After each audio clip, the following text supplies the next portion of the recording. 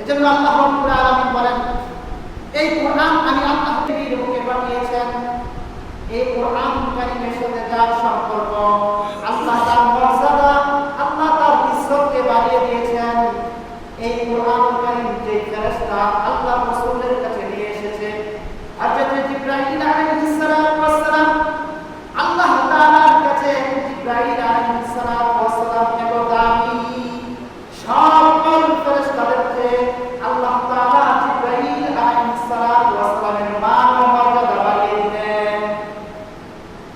আমার ভাইরা শুধু তাই নয়, আল্লাহ রাব্বুল আলামিন যে শহরের ভিতরে কোরআন কারীম নাযিল করেছেন, আল্লাহ তাআলা যে শহরের ভিতরে এই কোরআন কারীম নাযিল করেছেন, সেই শহরের নাম হলো মক্কা, সেই শহরের নাম হলো মদিনা। এই কোরআন কারীম নাযিল করার কারণে মক্কা হয়ে গেছে মক্কাতুল মুকাররমা, সম্মানিত শহর। মদিনা হয়ে গেছে মদিনাতুল মুনাওয়ারা, সম্মানিত শহর। কোরআন নাযিল আল্লাহ তাআলা করেছেন, এইজন্য এই শহরকে আল্লাহ তাআলা দামি বানিয়ে দিয়েছেন। শুধু তাই নয়, এই কোরআন যে রাত্রিতে আল্লাহ তাআলা নাযিল করেছেন, লাইলাতুল কদর, এটা সাধারণ কোনো রাত্রি না। আল্লাহ রাব্বুল আলামিন বলেছেন, এই লাইলাতুল কদর হলো হাজার মাসের চেয়ে উত্তম। আল্লাহ তাআলা এই লাইলাতুল কদরকে এত সম্মান দিয়েছেন। এই লাইলাতুল কদর 1000 মাসের চেয়ে বেশি আল্লাহ তাআলা মর্যাদা দিয়েছেন। সুবহানাল্লাহ। আমার বন্ধুগণ, এজন্য মুসলমান ভাইরা আমার, যেই কথাটা বোঝানোর উদ্দেশ্য, যার সাথে কোরআনের সম্পর্ক থাকবে তাকে আল্লাহ মহব্বত করবেন। যার সাথে কোরআনের সংশ্লিষ্ট হয়ে যাবে, আল্লাহ তাআলার কাছে সেই ব্যক্তিটা প্রিয় হয়ে যাবে। একটা সাধারণ গিলা, যেটা দিয়ে কোরআন কারীম যে গিলার ভিতরে রাখা হয়, এই গিলাটাও যদি পায়ের সাথে লেগে যায়, তাহলে আমরা কি করি? সেটাকে চুমো খাই। কেন? সে কোরআনের সাথে সম্পর্কটা, কোরআনের সম্পর্কের কারণে সাধারণ একটা কাপড়ের টুকরা, তার কোনো মূল্য নাই, তারপর কোরআনের সম্পর্ক থাকার কারণে এটা পায়ের সাথে লেগে গেলে আমরা সম্মানার্থে চুমো খাই। ঠিক তেমনি ভাবে যে খাটের বিহারের উপর কোরআন কারীম রাখা হয়, যেখানে কোরআন কারীম রেখে পড়া হয়, এই বিহারটা এত দামি হয়ে গেছে কোরআনের সংস্পর্শের কারণে, কোরআনের সম্পর্কের কারণে এই বিহারটা এতই দামি হয়ে গেছে, পায়ের সাথে লাগিয়ে আমরা চুমো খাই। কিন্তু এর চেয়েও দামি বস্তু আমাদের বাড়িতে আসে কি না? এর চেয়ে দামি বস্তু কি? খাট, আলমারি, এগুলো অনেক দামি, কিন্তু একটা বিহারের দাম মাত্র 200 টাকা। কিন্তু কোনোদিন আমরা আমাদের বাড়ির আসবাবপত্র পায়ের সাথে রাখলে চুমো খাই না, কারণ সেটা কোরআনের সাথে সম্পর্ক হয় নাই। এই জন্য কোরআন যার সাথে সম্পর্ক হয়ে গেছে, কোরআনের সম্পর্কের কারণে আল্লাহ তাআলা তার মান এবং ইজ্জতকে বাড়িয়ে দিয়েছেন। এজন্য মুসলমান ভাইরা, আল্লাহ রাব্বুল আলামিন এই কোরআন কারীম বিশ্ব নবীর উপর নাযিল করেছেন। কোরআন কারীম মানব জাতির উপর আল্লাহ তাআলা অবতীর্ণ করেছেন। কি জন্য? হেদায়েতের রাস্তা দেখানোর জন্য, মানুষকে গুমরাহি থেকে সঠিক পথে নিয়ে আসার জন্য আল্লাহ তাআলা কোরআন কারীম নাযিল করেছেন। আল্লাহ রাব্বুল আলামিন বলেন, এটা এমন একটি কিতাব, যেই কিতাব কিয়ামত পর্যন্ত আমি আল্লাহ তার হেফাজতের দায়িত্ব নিয়েছি। কিয়ামত পর্যন্ত যত মানুষ আসবে, কিয়ামত পর্যন্ত যত চক্রান্তকারী আসবে, এই কিতাবটার ভিতরে বিন্দু পরিমাণ তাহকিক বিকৃতি করতে পারবে না। আল্লাহ রাব্বুল আলামিন বলেন, ইন্না নাহনু নাযালনা যিকরা ওয়া ইন্না লাহু লাহাফিজুন। কোরআন কারীম আমি আল্লাহ তাআলা নাযিল করেছি। কোরআন কারীম রব্বুল আলামিন নাযিল করেছেন। আল্লাহ তাআলা বলেন, এই কোরআনের দায়িত্ব, সংরক্ষণের দায়িত্ব, এই কোরআন কারীম হেফাজতের দায়িত্ব আমি আল্লাহ তাআলা নিয়েছি। কিয়ামত পর্যন্ত এই কোরআনের ভিতরে বিন্দু পরিমাণ কেউ বিকৃতি করতে পারবে না। কিয়ামত পর্যন্ত কোরআনুল কারীমের ভিতরে আল্লাহ রাব্বুল আলামিন বলেন একটা হরফ কেউ বিকৃতি করতে পারবে না।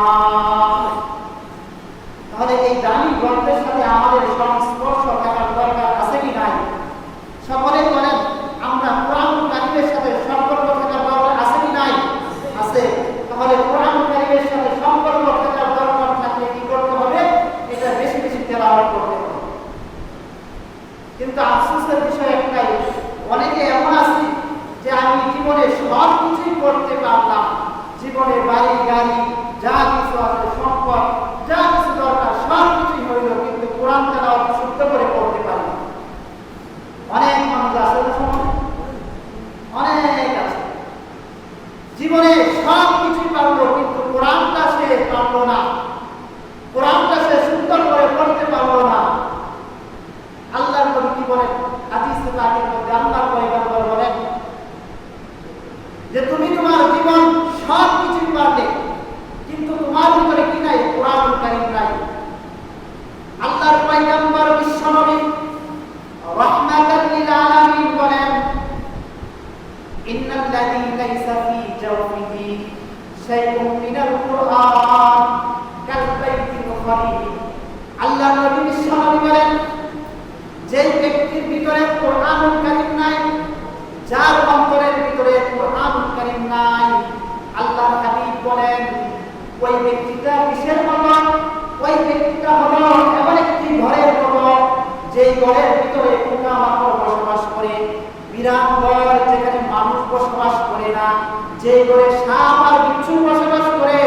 আল্লাহর নবী বলেন ওই ব্যক্তিটা হলো ওই ঘরের মতো, অর্থাৎ তার ভিতরে সাপ আর বিচ্ছু বসবাস করে। ওই ব্যক্তির অন্তরটা মরে যায় কোরআনুল কারীম না থাকার কারণে। এজন্য কোরআনুল কারীম বেশি বেশি তেলাওয়াত করা দরকার, যাতে করে আল্লাহর সাথে আমার মহব্বত কায়েম হয়ে যায়, আল্লাহ রাব্বুল আলামিনের সাথে আমার মহব্বত স্থাপন হয়।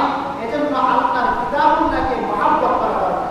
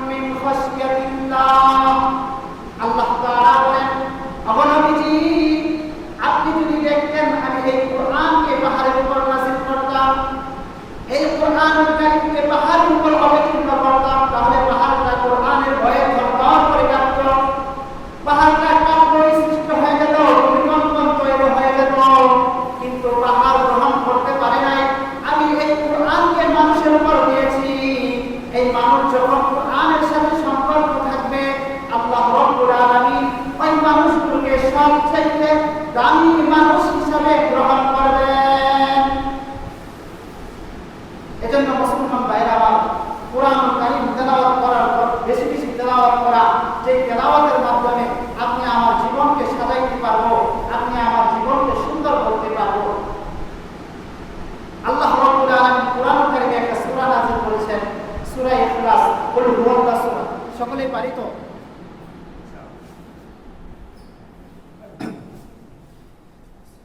আল্লাহ তাআলা একটা সূরা নাযিল করেছেন, কুল হুয়াল্লাহু সূরা। আপনারা সকলেই পারেন না? এই সূরার একটু ফজিলত বলবো আজকে। তাফসীরে ইবনে কাসিরের ভিতরে এসেছে এই সূরাটা আল্লাহ তাআলা কেন নাযিল করলেন। আল্লাহ রাব্বুল আলামিন এই সূরা নাযিল করার কারণ কি?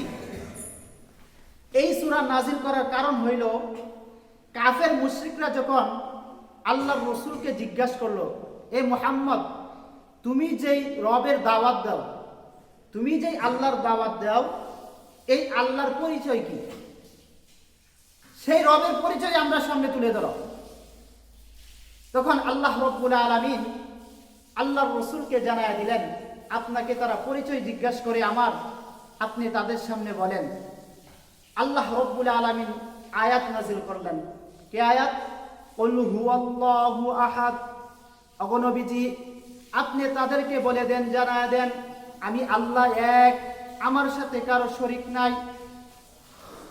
আল্লাহুস সামাদ, আল্লাহ তাআলা কারো প্রতি মুখাফফিকি নন।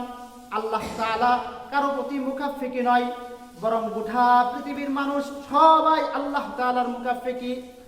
এরপরে আল্লাহ তাআলা বলেন, লাম ইয়ালিদ, তিনি কাউকে জন্ম দেন নাই। আল্লাহ তাআলা কাউকে জন্ম দেন নাই, কারো কাছ থেকে জন্ম গ্রহণ করেন নাই। আল্লাহ রাব্বুল আলামিন বলেন, আমি আল্লাহর সমকক্ষ এই পৃথিবীতে কেউ নাই।